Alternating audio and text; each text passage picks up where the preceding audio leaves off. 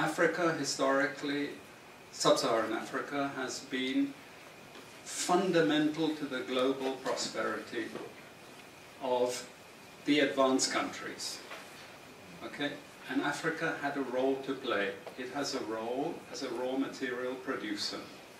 We will not allow sub-Saharan Africa to escape that.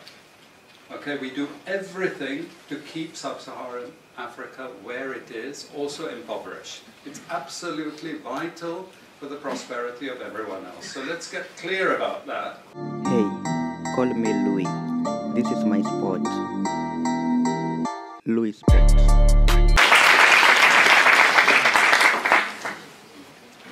So I must thank the Critical Collective again for inviting me.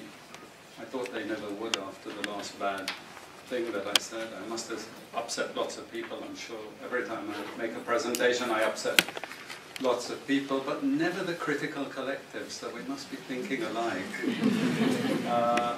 I congratulate them, really. It's amazing to see so many people here.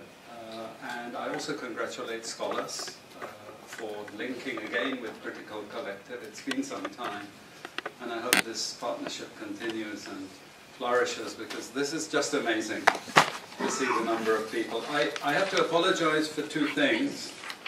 The first is, I have to apologize in advance. I'm not an expert on Africa. What I'm going to offer you, perhaps it's not enough, but it's some commonsensical observations. I hope it's common sense. But sometimes it's better not to be an expert, you know, to be able to see things from slightly afar. The second thing is, I'm wearing the wrong trousers. I was fixing my bike, so I wore my old trousers, and so please don't video this part, because my wife will immediately divorce me.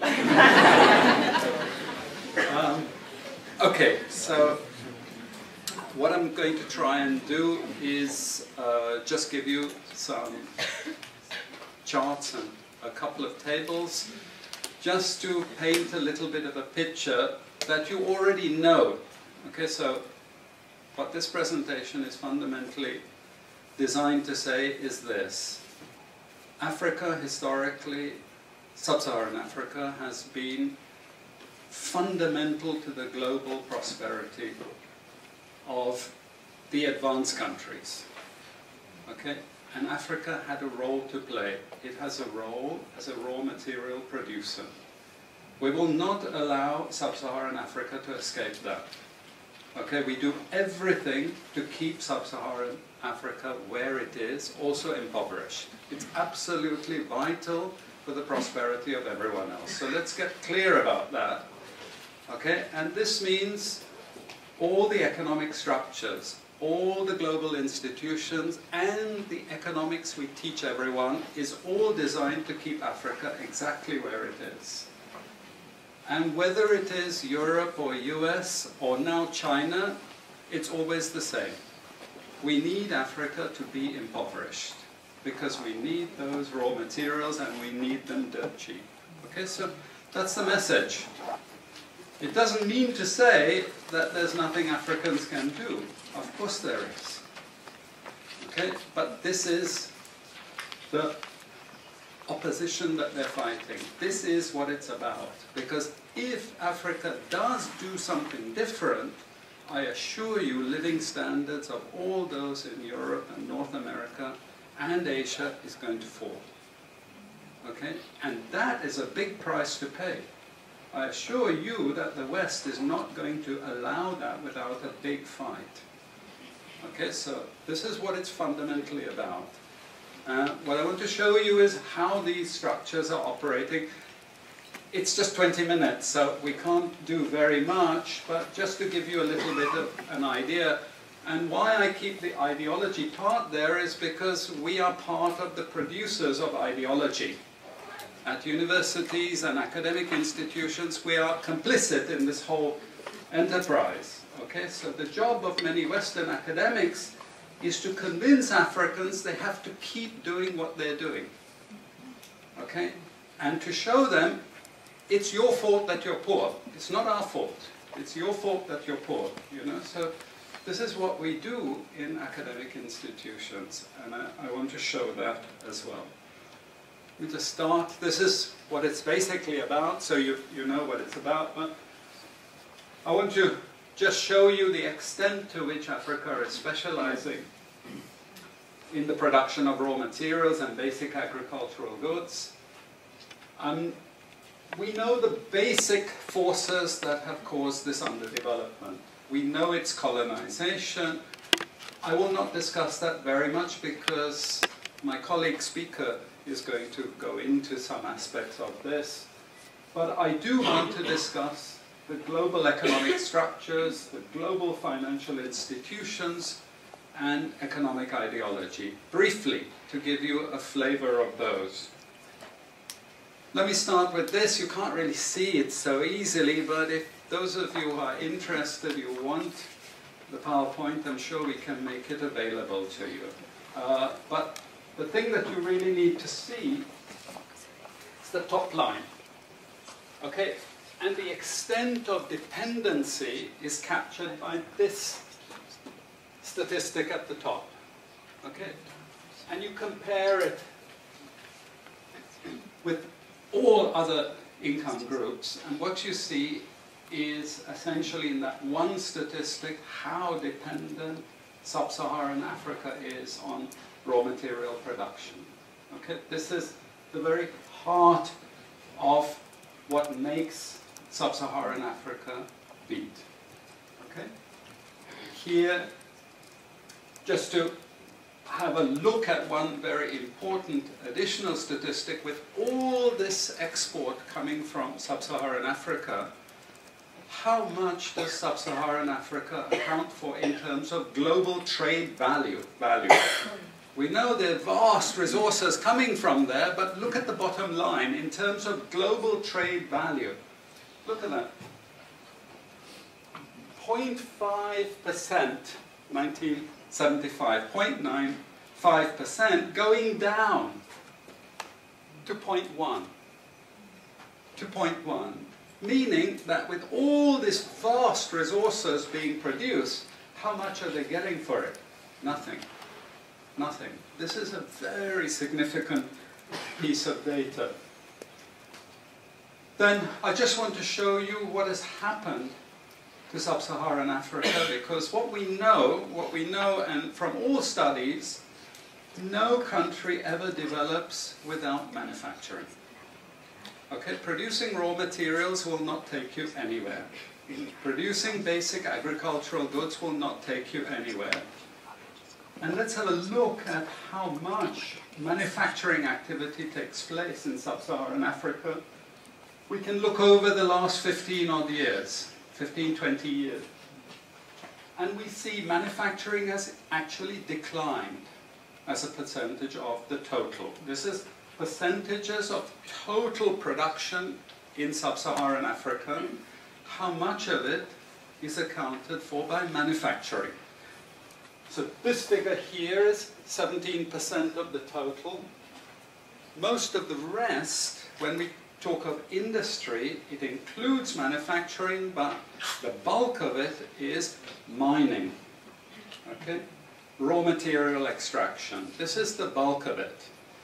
And here we see actually raw material extraction has stayed the same. What has caused industry to fall is the fall in manufacturing production.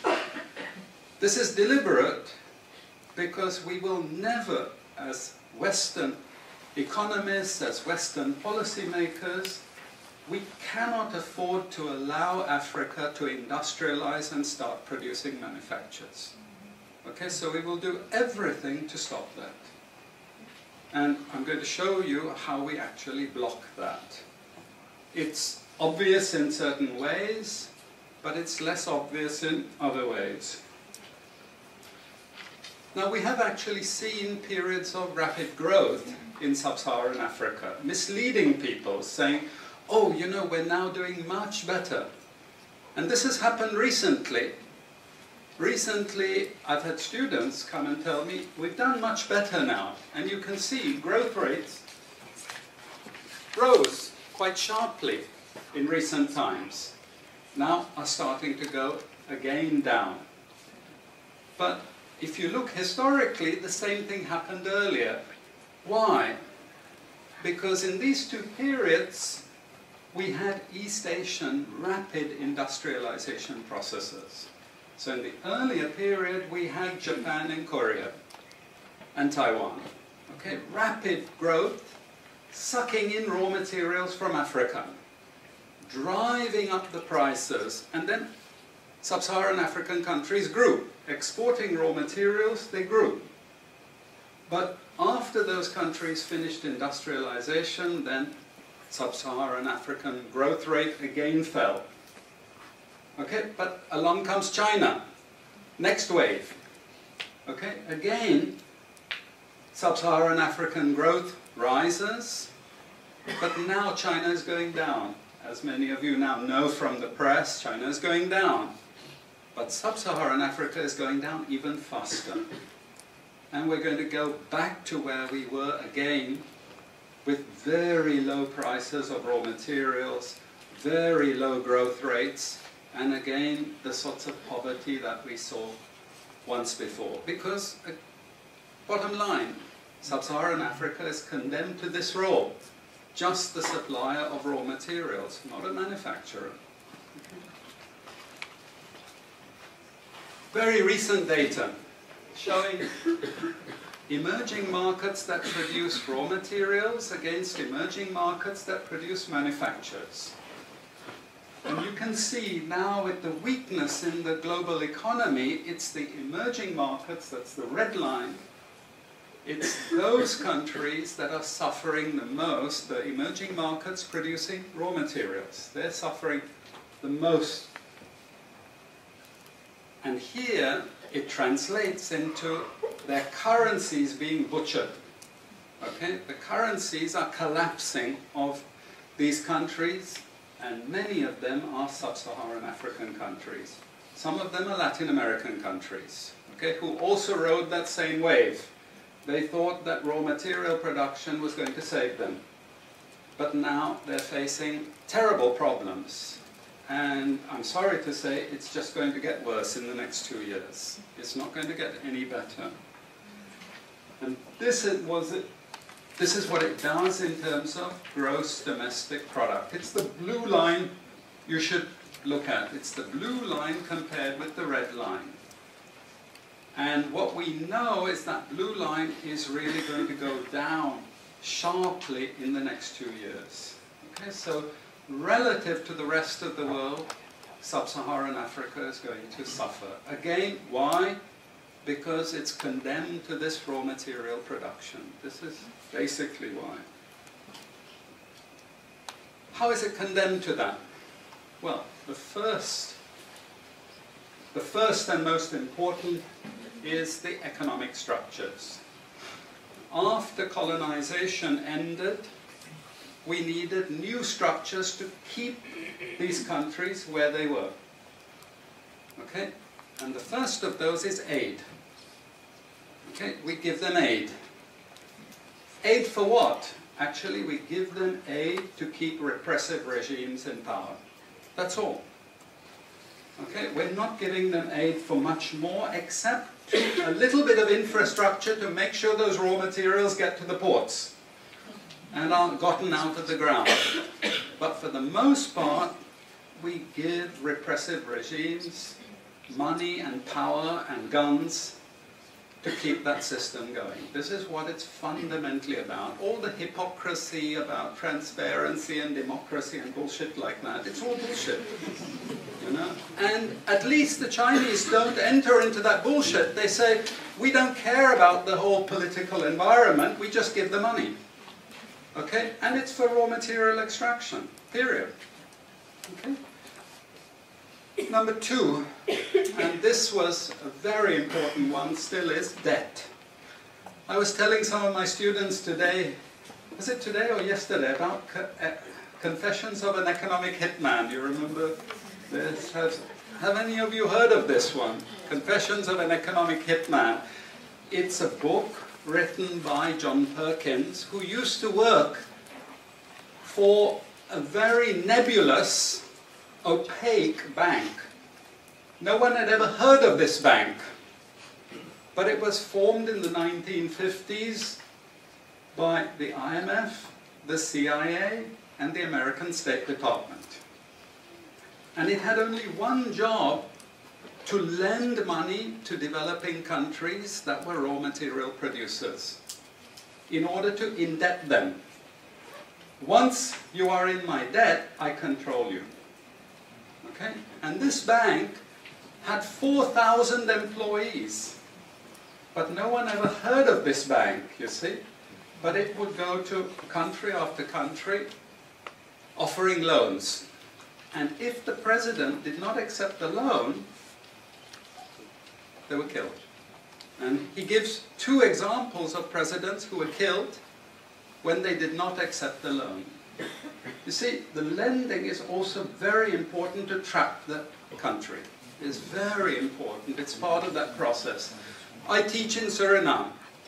And Suriname in recent times had a huge foreign exchange reserve.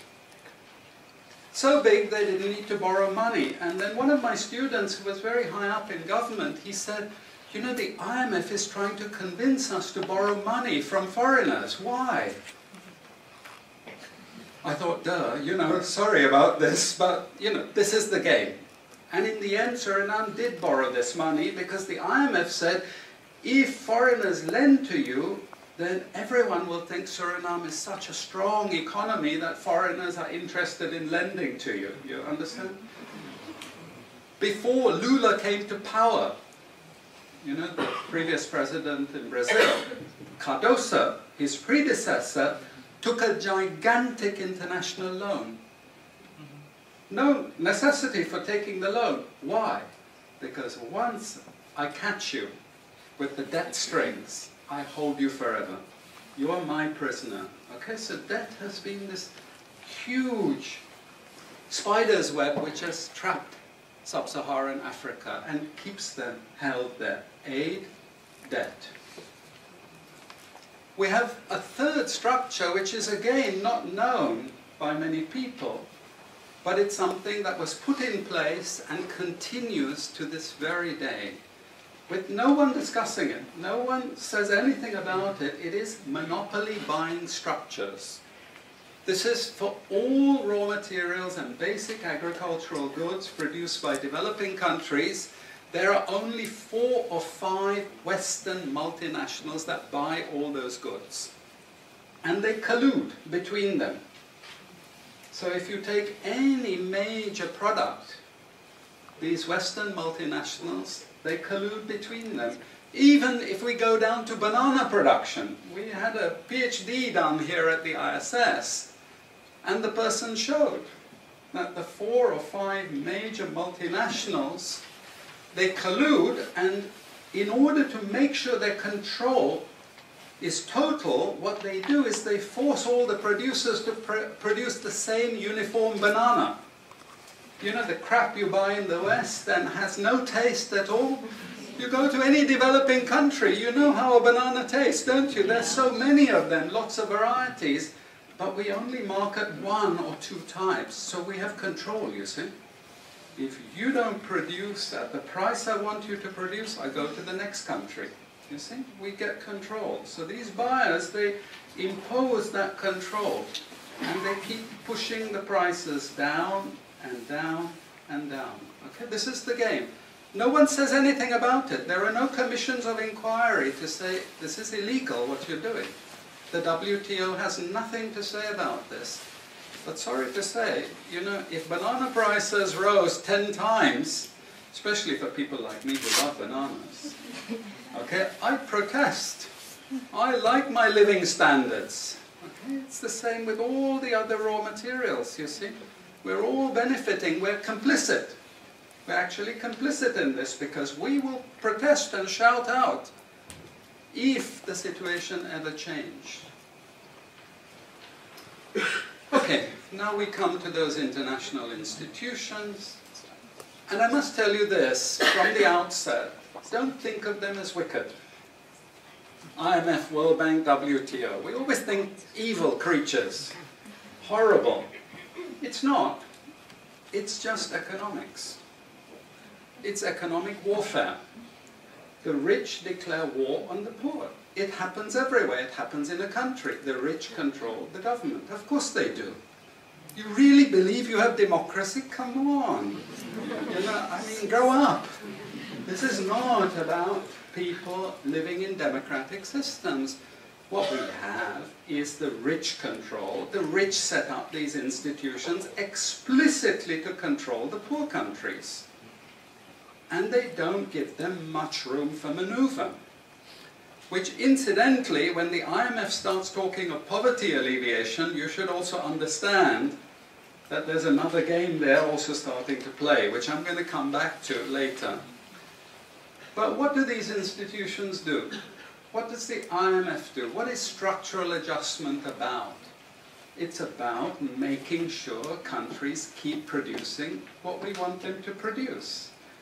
We make sure they have recurrent balance of payments problems. You notice these countries never get out of balance of payments problems. You notice that? Whereas countries that never took IMF support are always out of balance of payments problems. But the countries that are continuously getting advice and support by the IMF, they're always in balance of payments problems. Why? Because that's the way we keep our stranglehold on them. And that's what we have done. We have done, the IMF and the World Bank. And they've also done something very, very important. And that is they have destroyed the self-sufficiency of these countries. Colonization started it. Okay? One of the most important things is we destroy food self-sufficiency. Okay? And the World Bank continued it. They forced most countries to eliminate all food subsidies and food support.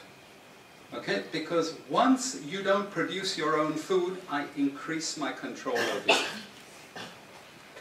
How do we know this? Well, a very funny thing happened some years ago. Not so funny, actually. It involved starvation of a large number of people in Malawi. Okay? Many of you could remember this because it was really tragic.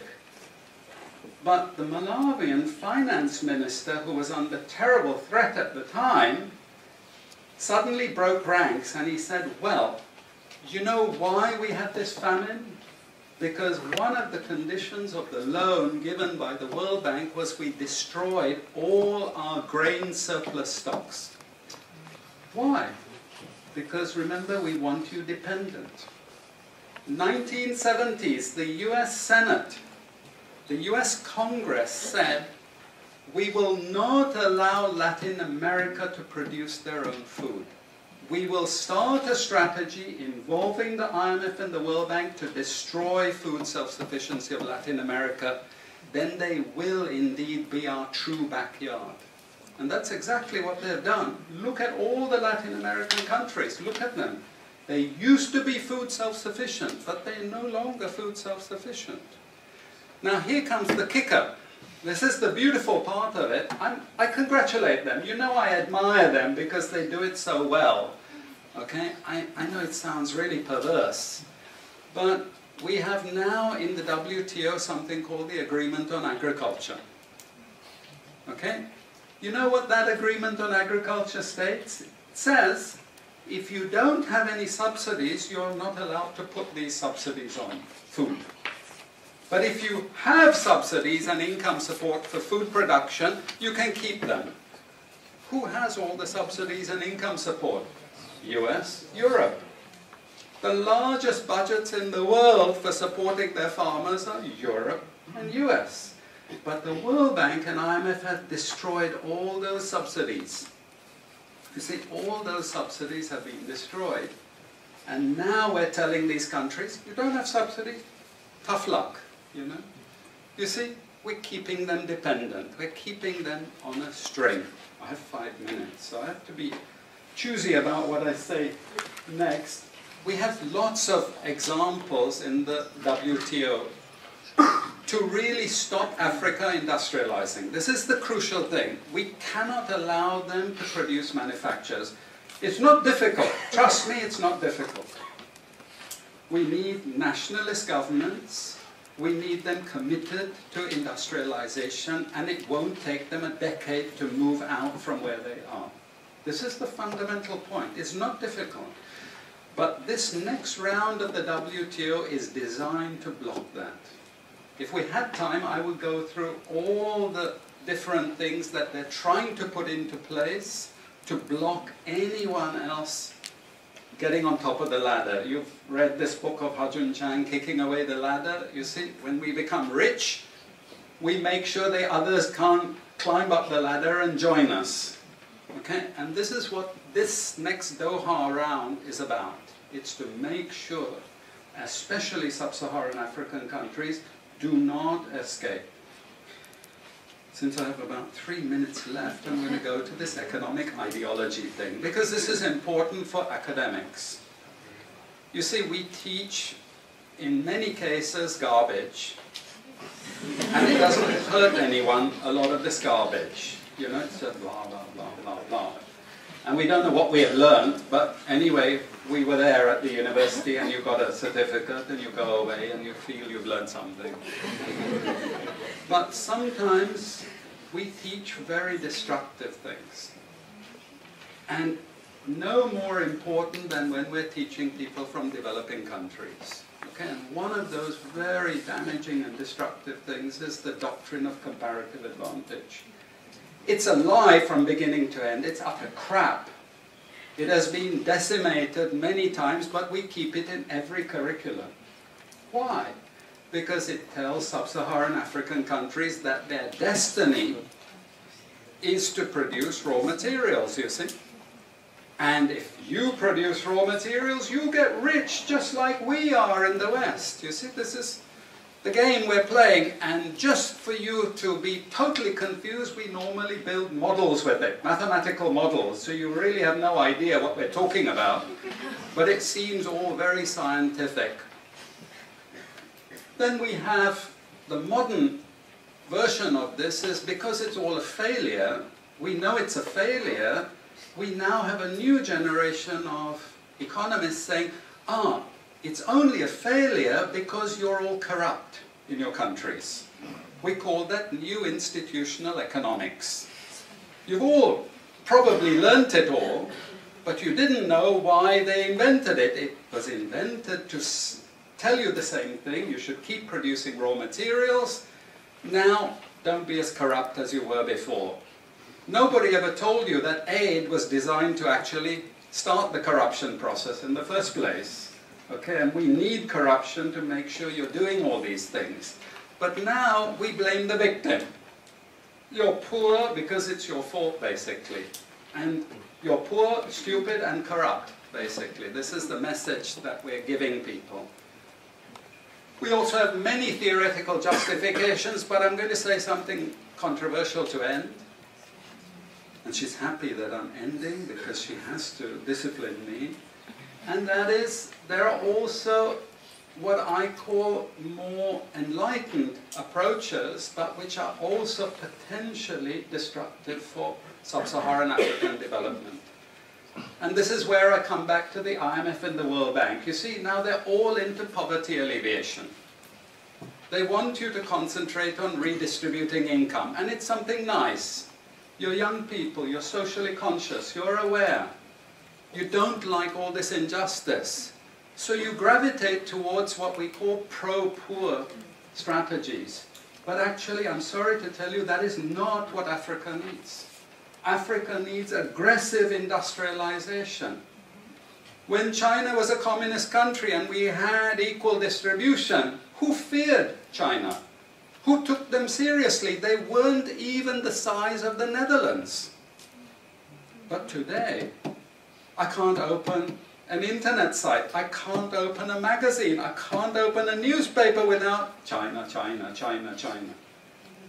And we know what has built China. It's not socialism or communism, it's capitalism, guys.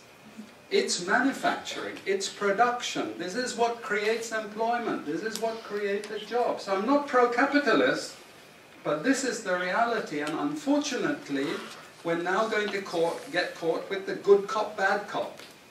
The good cop is now IMF saying, oh, you must concentrate on poverty reduction and income redistribution, as long as we can take you away from industrialization. This is the crucial thing, you know. I leave it at that. And I'm sorry I took so much.